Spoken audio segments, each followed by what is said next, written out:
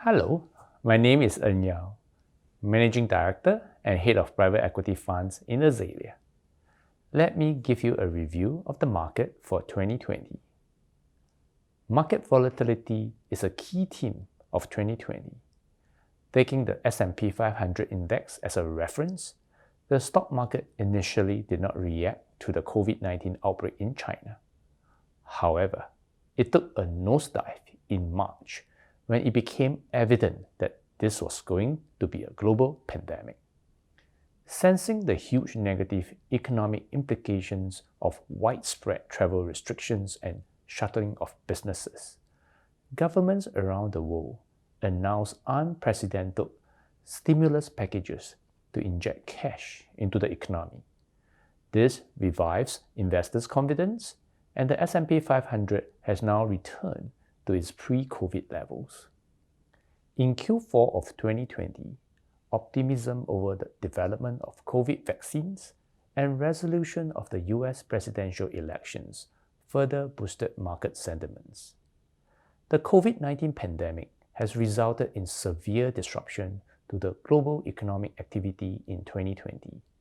Indeed, several economists, including those at the IMF, expect the world economy to record a sharper contraction in 2020 relative to the GFC of 2008 and 2009. As you can see, the 2020 forecasted growth, represented by the pink bars, shows sharp declines relative to the 2019 actual figures. Correspondingly, the fiscal stimulus introduced by governments of major economies are also many times larger than those introduced during the GFC. This has propped up economies to some extent. While most expect a rebound to happen in 2021, the outcome for the global economy relies to a large extent on how the pandemic and various geopolitical events continue to develop and unfold.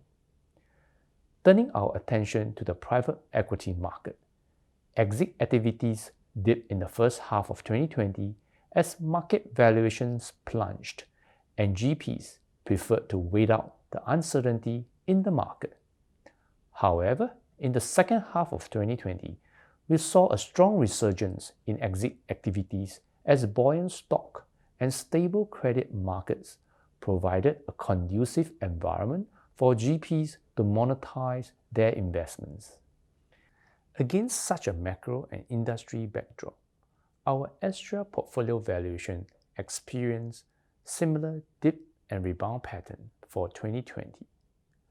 After notching consistent gains in total value since issuance in 2018, Astrea 4 recorded its first drop in valuations of 6.5% in its fourth distribution period.